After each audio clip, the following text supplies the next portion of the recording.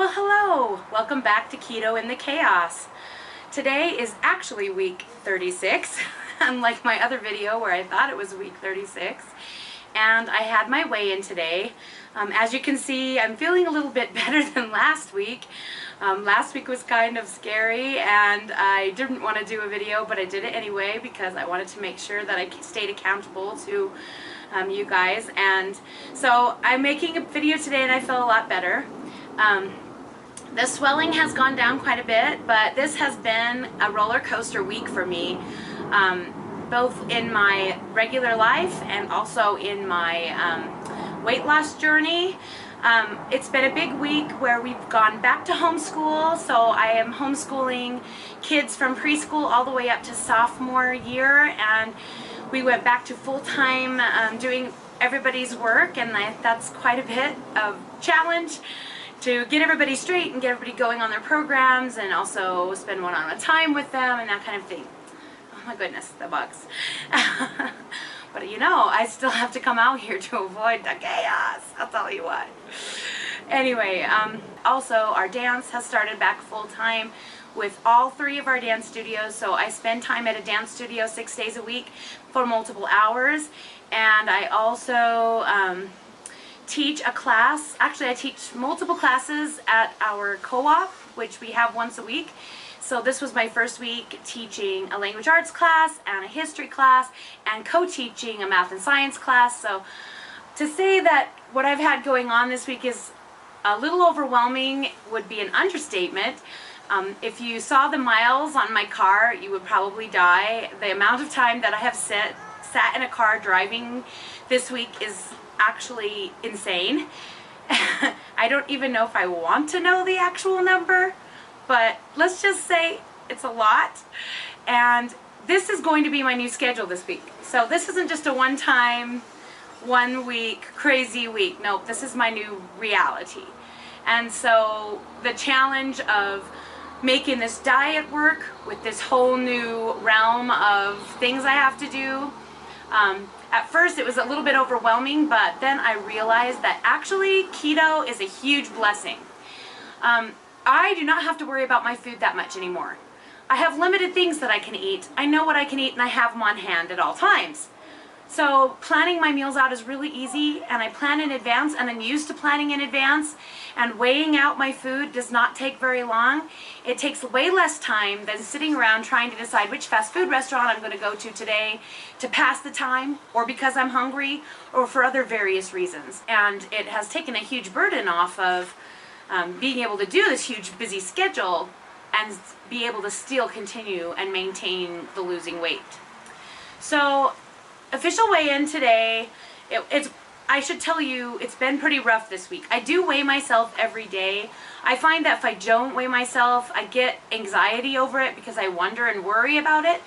I wish that my feelings weren't so attached to the number on the scale. I'd like to say that I'm like super awesome and I can just let that go and I can spend a month and not weigh myself, or a week and not weigh myself, and I tried that before and it just made me more obsessed with it. So if I just weigh myself once a day, I know where I'm at, and either sometimes that does make me happy and sometimes that does make me sad, but at least I know, and so I don't suffer anxiety wondering, which is sometimes what happens if I choose to wait between weigh-ins. I hope that's not always going to be this way for me. I hope that I'm going to be able to get to a point where that doesn't bother me anymore and that I don't need to weigh every day, but for right now, that's my reality. And so this week, like at the last weigh-in, I think I said I had put on 5 pounds of water weight in just the weekend. And that was rough. Like, I was really, really sad and depressed. First losing the diet bet by a ½ pound, but then going up 4.5 more just over the weekend. And then, to make matters worse, I started going up and up every day. So instead of the water coming off of me, I actually was swelling even more, and I started gaining like 2 pounds a day. I think I ended at my highest, I was up 10 pounds from my lowest weight, which meant basically that I lost everything from the diet bet altogether. Like everything I had lost for the last 5 weeks basically was gone. I had starting over. So I was almost panicking a little bit. but my keto friends were able to remind me that it's just water weight and that it's going to come back off. Oh, baby boy, I love you so much. Can you come over here? Come here. Come here. Oh, oh my goodness. All right, here. Can you say hi? Say hi to my friends. This is my baby Jasper, and he's a little knight in training, and apparently he's trying to kill my camera right now. Not a good idea. What if Mommy puts the sword down on the grass? Can I put it down on the grass? Okay, let go. Say bye-bye, sword. Say bye-bye. Oh! Oh, you want to go get it? Okay, go get it. Run. Anyway, that's my life. Chaos. I mean, seriously, crazy. Where was I? Oh, 10 pounds. So yeah, gained 10 pounds in like less than a week. Actually, just a few days. It was like, I think, 1, 2, 3, 5 days, 6 days, something like that. I know, in reality, that is literally impossible for me to have gained 10 pounds in 6 days, eating only less than 1,300 calories. So the last couple of days, it's finally starting to go down. The swelling in my knee is starting to go down, thank goodness. The swelling in my ankles is going down. I did not change my sodium intake at all. In fact, I upped my sodium intake by 1,000. The highest recommendation was for me to lower my sodium from most people that I talked to try and eliminate the water weight. But I know on a ketogenic diet that is not the way to go. Usually you're retaining water because of lack of sodium, not because of having too much. So I actually bumped my sodium up to over 8,000 milligrams. Some days, including my food, I was getting close to 9,000. And now, after a couple of days, my body's regulating and is starting to come down, and I'm so relieved. So as of today, I'm back down 6, so I'm down 1 pound from last week, but still up 4 from my lowest weight. I think that's right.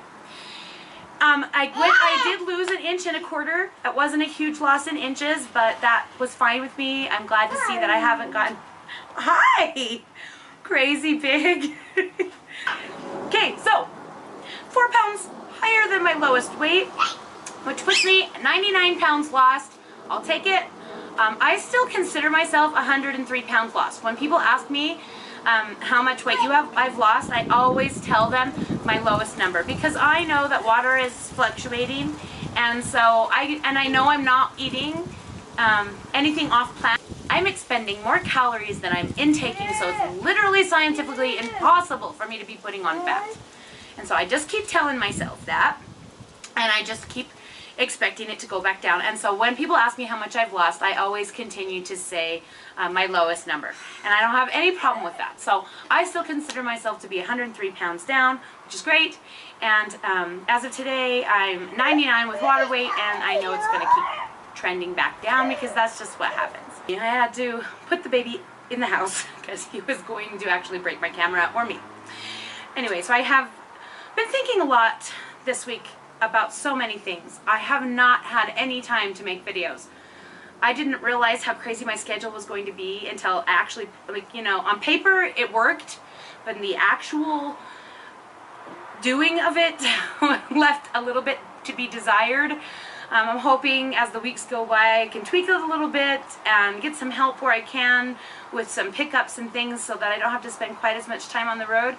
And hopefully that'll allow me a little bit more time in my schedule to make videos about the things that I'm interested in talking about. But one thing I've been thinking about a lot lately is the invisibility of obesity.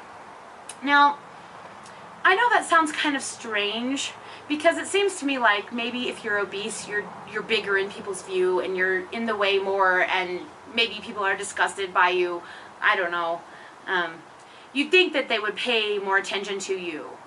But there seems to be something in our society where people tend to glance over you when you're obese. Now, I am still obese, so, I mean, I can't speak exactly for when the magic number is that people stop glancing by you. But, I don't know. For me, it was probably when I hit about 285, something like that this time. But I've been told I'm lucky. I tend to hold my weight in curvy places, and so I usually don't look my weight. When I tell people that my before weight was 374 pounds, most people do not believe me. They're like, no, you didn't look that big. And I'm like, well, I may not have looked that big to you, but I felt that big. It was, physically, it was very painful. Physically, it was very difficult to do anything. Literally just daily tasks, getting upstairs, going places, driving even, became extremely painful. And so, you know, I may not have looked to others that I was 374 pounds, but trust me, I definitely was. Sometimes I wish I had actually taken a picture of that number on the scale so I could prove it, but I didn't, alas, so you're just gonna have to take my word for it. Okay, so when I was 374 pounds, people didn't see me. When they ask me how much weight I've lost and I tell them 103 pounds, they are flabbergasted. They're like, no way could you have possibly been that big. Well, I was, but the problem is that when you are that big, people don't see you. It's uncomfortable for them. They don't know how to deal with their feelings about that. And so they'll see you, but they don't really see you. They glance by you. If they're speaking to you, they speak to you, but they don't really take it all in. And so it's funny because I have some friends that I'm coaching, and their biggest complaint is that people don't seem to notice their huge weight loss. You know, and I try to explain to them, I said, that's because they just really do not remember what you looked like before. They didn't see you. They didn't really see you. You were invisible. So now that they're noticing a little bit, they're talking to you a little bit more about what you're doing, they're just now starting to realize that you're looking different. Now, I know people have noticed that I was looking a little different. I get a lot of compliments on my haircut. You will not believe how many people think the reason I look better is my haircut. Now, I'm sorry, my haircut is freaking awesome. Thank you, Angela. It's fantastic. I love it. But people didn't start giving me compliments on how I looked until after I cut my hair, and I really think it was because they weren't sure if I had lost weight. They wanted to say, wow, you're looking really thin, or wow, you look like you've lost some weight, but they didn't want to be rude, and so they didn't, because they weren't quite sure, because they didn't really remember exactly what I looked like before. So when I show them my before pictures of my face,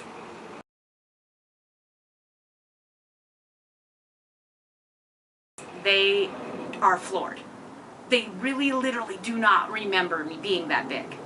So I find that that's interesting, that it seems like there is an invisibility to obesity.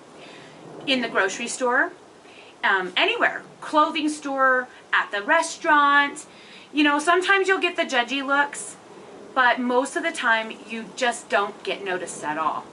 And I remember the first time I got noticed at this time, I had been so used to being invisible that it was extremely uncomfortable that I was seen. And it was just this simple thing. I was filling up gasoline at the gas station. A guy got out of a truck, big souped up truck next to me. And instead of the normal glance and move on, he glanced, stopped, paused, and moved on. And it was so small and almost imperceptible, and I felt it like a stab. I was literally, it was like ice. I was shocked. It was that much noticeable to me that a man had noticed that I existed, that I was no longer invisible. I was no longer a ghost. I was a person again. Now, I'm not skinny by any stretch of the imagination. I mean, like I said, I was about 285 pounds when that happened. But I finally had stepped from the realm of not okay to look at to you're a real person. And not necessarily what is attractive to him probably, but I was no longer so offensive that he couldn't bear to look at me. And as depressing as that sounds, I have to talk about it because I want you guys to know, if you are on the path to becoming healthy and losing weight, you need to you're gonna have to step out of your comfort zone, because eventually everybody will notice and everybody will ask you. You will be talking to everybody about what you're doing. Everyone's going to stop you and say how amazing you look. And you're going to have to smile and say thank you and have a conversation. And you're used to being invisible. You're used to being able to just sit in the corner and not have to talk unless you feel like talking. If you're planning on a huge transition you better be expecting to speak to everybody about it and to no longer be invisible. You know, if you're not a social person, being invisible is great. If you're a social person like me, being invisible was painful. And so when I finally stepped back into the real world, it was like, fabulous. People talk to me again. It was amazing, the difference. And it's just subtle. It's just subtle. People all of a sudden went from listening to my plethora of word vomit that kept coming at them because I was so desperate to talk to someone. If anyone sat down and asked me one question, they would find out my entire life story. And people didn't want to talk to me. They didn't realize it, but they didn't want to talk to me. And I could feel that from them. I could feel that it was uncomfortable for them to be talking to me. And now, people engage with me. People look at me in the eyes. People are fascinated by how I look. I can see them wondering, is it my hair? Is it my new glasses? Is it my makeup? Guys, I don't wear makeup. I have a little mascara and lip sense. Yeah, that's it. Nothing else. People are just fascinated with the way I look now. I can just have a lighthearted conversation with somebody about my weight loss, about ketogenic diet, about my family, about whatever. And that tiny little conversation is so much more fulfilling to me than the entire word vomiting that I was doing for 2 or 3 years on other people. So I'm grateful as an extrovert to be back into the realm of the visible. The invisibility of obesity is one of the things that actually held me back from sharing my story. That's the reason why I didn't tell anybody that I was doing this, except for people I knew in real life who knew that I was eating differently and would ask me about it. So on Facebook, I said nothing. Unless on someone else's feed, I saw questions where I could be of help and I could point them to ketogenic dieters on Facebook and help them to find their macros and help them to be successful in losing weight like I was. But on my own personal page, I didn't say anything. On my Instagram, I didn't say anything for the first 100 pounds of my weight loss because I just couldn't bear the thought of failing in front of people. I didn't know if it was going to work. I tried so many things before. And honestly, one of the hardest things about this time being so overweight was that 5 years ago, I'd actually lost 110 pounds doing a type of ketogenic diet. I didn't know that's what it was. The coaches that were helping me gave me just enough information for me to be successful, but not enough information to take off with it and do it on my own. And I really thought you had to do it with weight loss shakes. I didn't think that you could do it with just whole foods and that it wasn't safe. They kind of implied that it wasn't safe to do a ketogenic diet without the shake supplements. Of course, because hello, they want you to keep buying them. And they were like $100 a bottle, which is just plain ridiculous. Can I just say? Ridiculous. Did they work? Yes. Why? 2 net carbs. Carb blockers. Bad things. Not things that were actually good for me. Not whole foods. They were actually bad things. But, you know, it worked. And I loved that it worked. And I lost quite a bit of weight. I was probably wearing a size extra large, size 16 back then. And I was down to about 225 pounds. And I felt so skinny. I was in heaven. And then I got pregnant and I stayed pretty much keto through my pregnancy. I definitely stayed sugar-free, but after I had her, it got harder and harder. And then I had a miscarriage and I was depressed and I fell back into bad habits and I ate emotionally and I went back on sugar, which made it worse. And it was just like this bad cycle. And then I decided to have another baby, even despite my heaviness and despite my health problems. I thought, you know, it would be okay. And I gained so much more weight with that pregnancy. I almost died when I had him. I almost died a week later. It was very, very scary. I don't recommend doing that. And I'm not going to be doing that again because it was really, really scary. And, you know, 9 kids is enough. So I think I'm good. But the one thing about going from feeling fabulous and successful and visible and spunky and cute and all of those great things that come with having a successful weight loss journey, coming back around the other side, gaining all the weight back, plus I think I gained like 50 pounds more, 40 pounds more than I had lost. So 150 pound gain over 3-year, 4-year time span was one of the most horrific things I've ever been through. Because you thought you were invisible before, you just didn't know it. So like I was invisible my whole life, but my personality is pretty gregarious, and despite being between 290 and 310 for most of my adult life, I had a pretty active social life, and I was pretty healthy emotionally, and I felt like things were going well for me. I was happy in my life, I was happy with my kids, I was happy with homeschooling. I wasn't that worried about my weight. When I did decide to lose the weight, it was totally by accident. I fell into keto by trying something else and didn't know it was keto, didn't know anything about it. I was just kind of playing at it and failing and succeeding and all kinds of things. Anyway, after feeling what it felt like to be so successful and have people interested in my story and to feel cute and to wear cute clothes and to put makeup on and do my hair, going from that to gaining 150 pounds and becoming invisible again was horrific. It was one of the most painful things that I've ever been through. It was scarier than almost dying after my baby was born. It was more suffocating than almost dying of pleurisy and not being able to breathe. It was depression, it was misery, and it was drowning myself in Coke and donuts every day, trying to kill it, trying to kill that pain, wanting to run away from my life, wanting to escape, not necessarily suicide, but to run away. I had many thoughts of running away, and it was all because I felt trapped inside myself.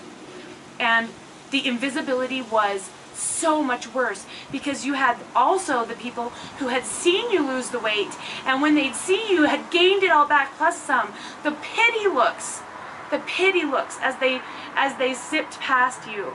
They couldn't help themselves but go, oh, as they saw you and moved on, because it was painful to them to see how far you had gone the other way, and it was so painful for me to feel that pain from them, that they felt so sorry for me, that my life was so bad because I had let myself go. So the pain of seeing the pain on other people's faces, feeling sorry for my pain, was horrifying. Like, it was so bad. So now I'm back on my journey. I'm feeling successful, I'm feeling happy, and I'm ready to share how I feel with everybody else. I'm ready to give that joy to the world like I'd love to do, because my personality is so like, you know, I love to be happy, and I love to feel like people are interested in what I have to say, and YouTube has been a blessing. My son did not think that I would be able to do a YouTube, and he's eating his words right now. He's the YouTube expert, and I'm glad that you guys are watching. It's kind of awesome, and I'm excited. Anyway, thank you for stopping by and chatting with me again today. I know I probably talked your ear off. If you enjoyed this, I hope to give some more kind of vlog type conversations in the future. If there's anything you want to ask me, just ask. It could be about anything to do with my family or homeschooling or photography or anything like that. I'm happy to talk about it. I'd love to share. And of course, anything to do with the ketogenic diet, any specific questions that I can address. I really like to do some different videos, but I just don't know exactly what you're confused on. So if you could share that with me, that would be super awesome. I'd love to hear your thoughts. Anyway, thank you so much for coming today, and thank you so much for supporting my channel and for subscribing and liking and hitting the little bell so that you know when a new video is popping up. I'm going to try and be better about having more videos in the future. We'll talk to you soon.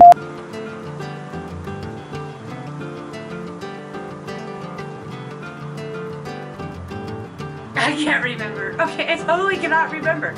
And, oh man, I gotta start that part over because I can't remember what I was gonna say.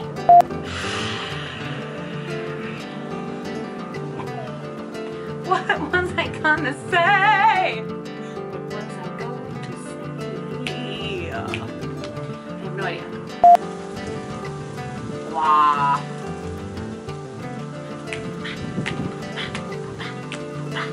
Okay. Here I'm trying to have a serious conversation and it's like, okay.